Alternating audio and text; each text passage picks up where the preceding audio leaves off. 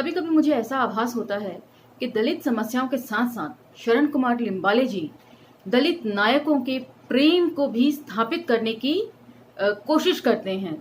काफी सारी कहानियां उन्होंने नायक नायिका के इर्द गिर्द लिखी हैं। आज भी जिस कहानी का पाठन मैं आप लोगों के लिए करूंगी वह नायक और नायिका को मध्य में रखकर लिखी गई कहानी है। दलित बस्ती के इर्द गिर्द घूमती है, छोटी सी कहानी है मगर कहानी खासी फिल्मी है।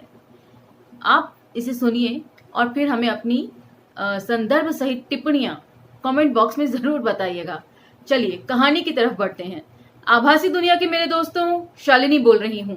जय भीम, हुल जौहार। आज की कहानी का विषय है रत्ना। नायिका प्रधान कहानी है। चलिए शुरू करते हैं। बारिश के दिन आसमान और नील और नदी दोनों हरदम भरे भरे रहते थे। काफी धरती को हरा भरा पहनावा मिल गया था।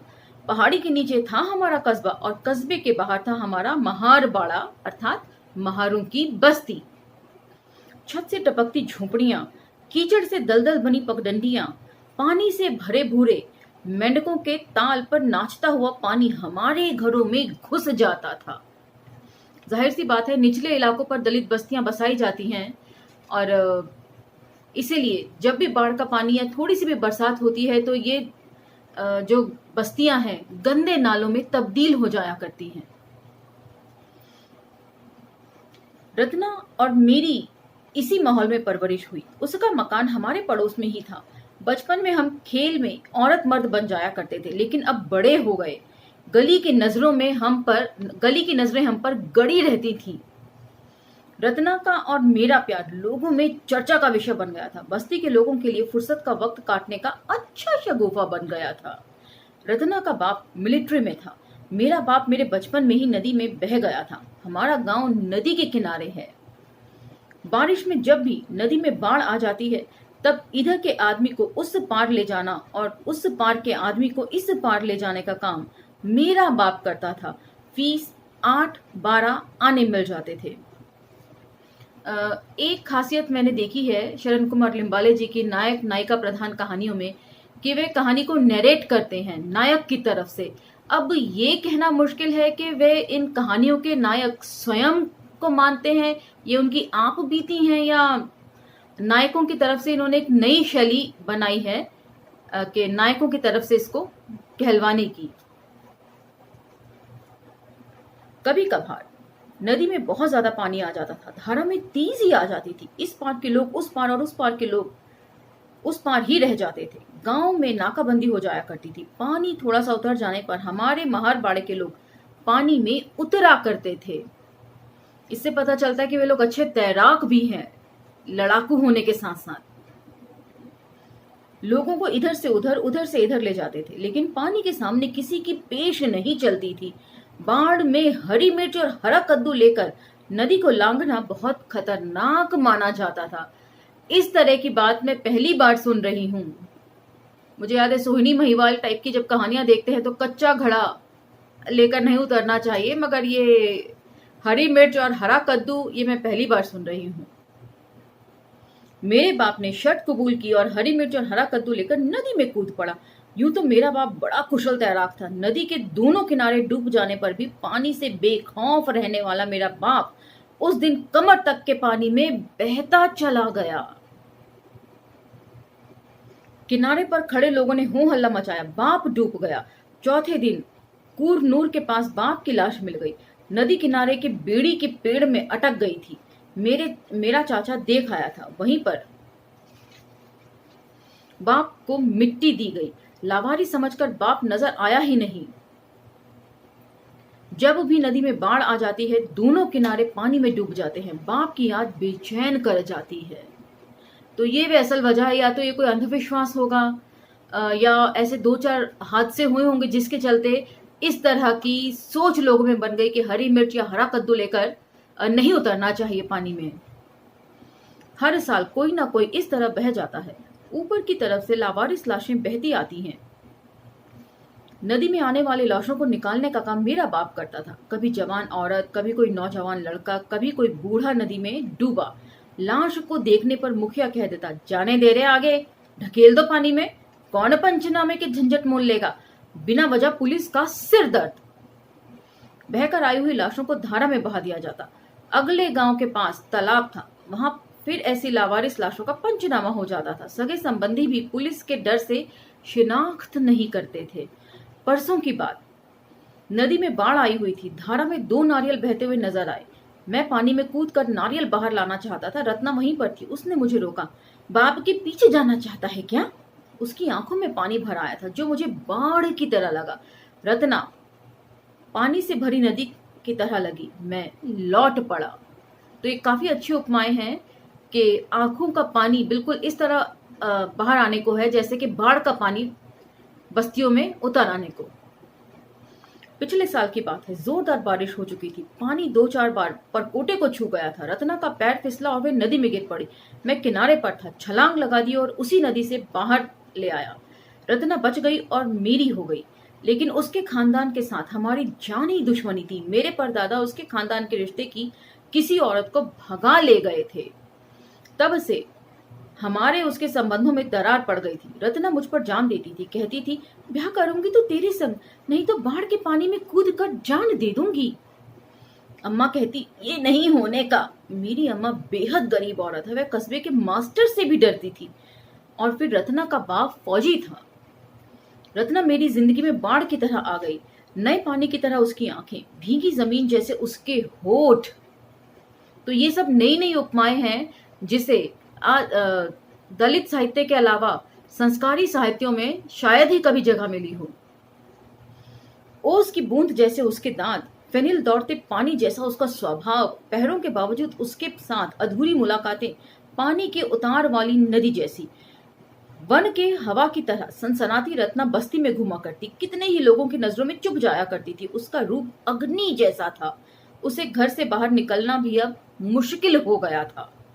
उसके साथ उसकी बहन हमेशा रहा करती। मेरा और रत्ना का मिलन बस्ती के अंधेरे को सुलगा रहा था। मैं नदी पर जाता था, पानी से बातें करता था। लगता था कि रत्ना गंगा की तरह धारा से निकल कर आए, लेकिन ऐसा नहीं होता था। आंखों से आंसुओं की धारा बहती रहती। बाढ़ के से बर्बाद हो चुके सरवारे की तरह मैं खड़ा रह जाता। पानी बह जाता। लगता है अच्छा होता है कि अगर मैं रत्ना को पानी में मैं और रत्ना पानी में बह जाते। रत्ना मेरी है। मैं नदी की ओर डबडबाई आंखों से देखता रहता। रत्ना पानी भरने के लिए नदी पर आ जाती है।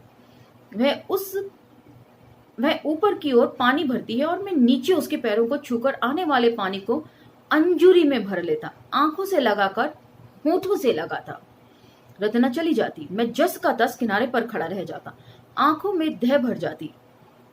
दूर दूर तक बहती जा रही नदी और आंखों से दूर होती जा रही रत्ना को देखते जाने में मैंने कभी भी थकान महसूस नहीं की। रत्ना लौट आएगी। इस पानी की हर एक लहर पर उसका ताजगी भरा चेहरा अंकित है। वह आ जाएगी मुझे देखने के लिए, एक एक याद दे जाएगी इस नदी में छोड़ देने के लिए। नदी में छोड़ देने के लिए जब हम किसी का तर्पण करते हैं, अक्सर मैंने देखा है और यही सुना भी है, फिल्मों में भी यही दिखाते हैं, तो हम उसे नदी की धारा में प्रवाहित कर देते हैं। उसी तरह यादें हैं। हालांकि इन्हें बहाया नहीं जा सकता, लेकिन उपमा के तौर पर, तुलना के तौर पर यहाँ इस्तेमाल किया गया है इसे। नदी किनारे की शाम। किनारे पर बगुलों की कतारें, घर की ओर लौट रहे मवेशी, चार गाहे के कंठ में खुशनुमा की। वन में गए लोग थके मांदे लौट रहे हैं। घर उन्हें खींच रहा है। महादेव जी के मंदिर में सुनाई दे रही है पूजा पाठ की घंटियां। एक के बाद एक जल उठे दिए और चूल्हे। नदी पर अंधेरे की परतें, पानी पर तैरती हुई चांदनी, उछलती लहरें किनारे के बदन पर। देवाप्पा के खेत में घास काटने गई अम्मा नदी पार से लौट रही थी। अंधेरे में बह रही ठंडी बयार जैसी उसके पैरों में कंपकपी झिंगुरों के गले से महसूस हो रही थी। उसकी सांसों की गर्माहट जल रहे चांद से महसूस हो रही थी। पानी में छलछलाने की तरह वह मन में भीग रही थी। पानी में किसी के कदमों की आहट, गागर से भरे जाने की आवाज, और रत्ना मुझसे आवेग की तरह लिपट रही है। कब तक इस तरह चोरी चोरी मिलते रहेंगे? किसी ने देख लिया तो? चलो हम भाग जाते हैं। नहीं, मैं जान दे दूंगी। गना बहुत परेशान कर रहा है। तू कुछ करता क्यों नहीं? बोलना। मैं उसकी बातों के आवेग और गति को समझ रहा था। घने अंधेरे में गवाह था उसका स्पर्श और नदी के बहने की आवाज। बीच ही में किसी पंछी की फड़फड़ाहट के साथ उड़ जाने की तरह रत्ना की माँ की पुकार कानों में पड़ गई। बादलों के पीछे से बाहर आने वाले चांद की तरह रत्ना चली गई। उसकी माँ अब उसे सताएगी।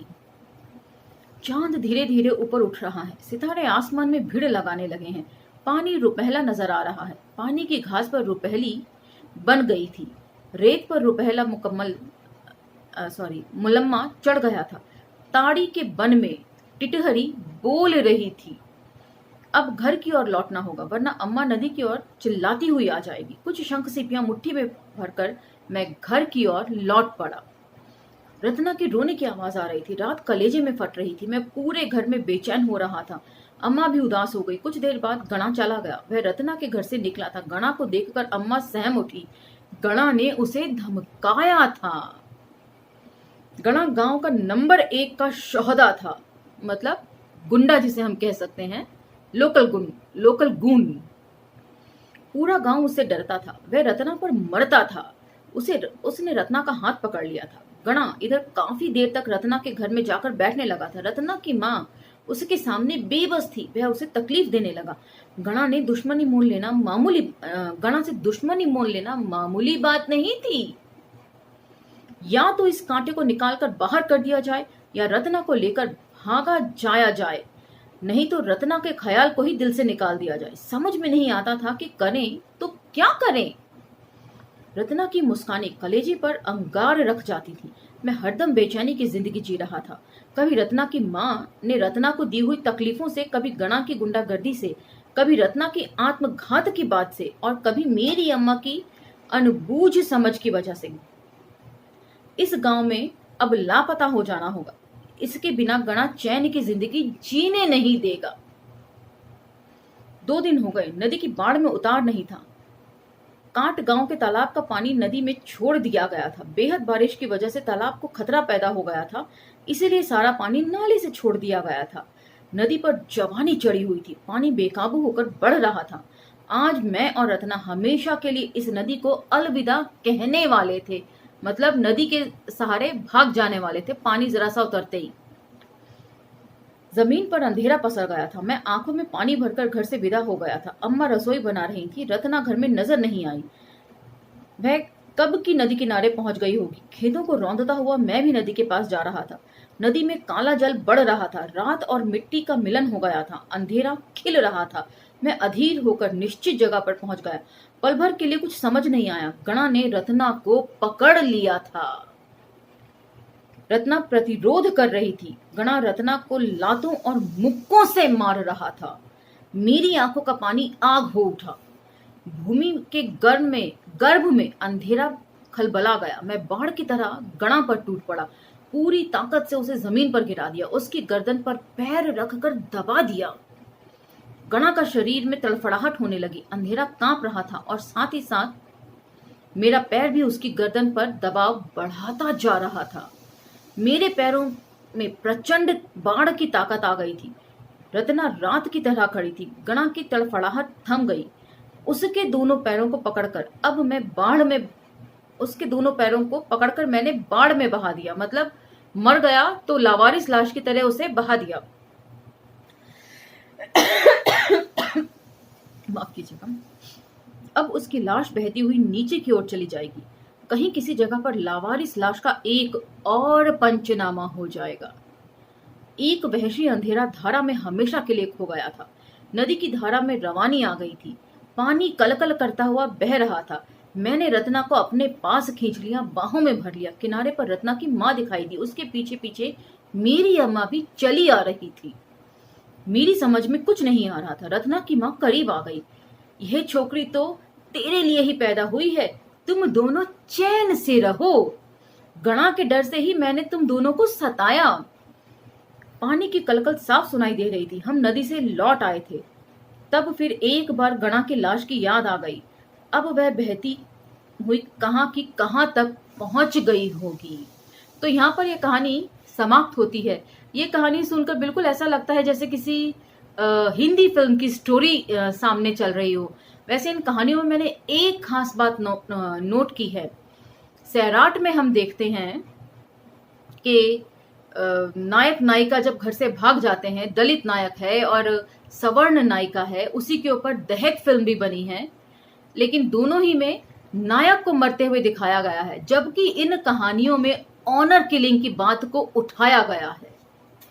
तो ये थोड़ा सा मुझे फर्क लगा हिंदी कहानी से और इनकी शरण कुमार लिम्बाले जी की लिखी हुई प्रेम प्रसंग आधारित कहानियों में, जो कि मुझे ज्यादा सच्चाई के करीब दिखाई देती हैं। तो आज का ये एपिसोड आपको कैसा लगा हमें जरूर बताइएगा। अगले एपिसोड में आपसे फिर मुलाकात होगी। तब तक लाइक, शेयर, सब्सक्राइब करना ना भूलें। धन्यवाद।